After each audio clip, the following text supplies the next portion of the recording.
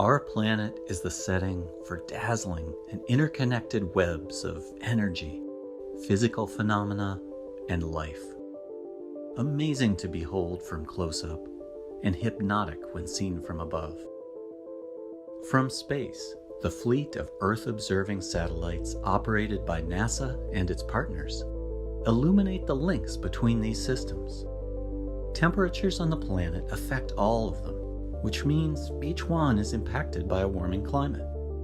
During 2020, global temperatures matched the warmest year we've measured, and we experienced the most active hurricane season ever recorded, with many storms quickly intensifying, likely as a result of warmer seas.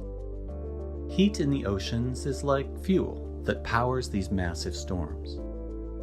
But incredibly, dust swept up from northern Africa actually plays a critical role in the formation of hurricanes.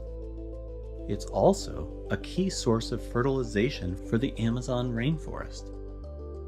Due to climate change, dust plumes are expected to decline, and then so will their impacts on vegetation and ocean away.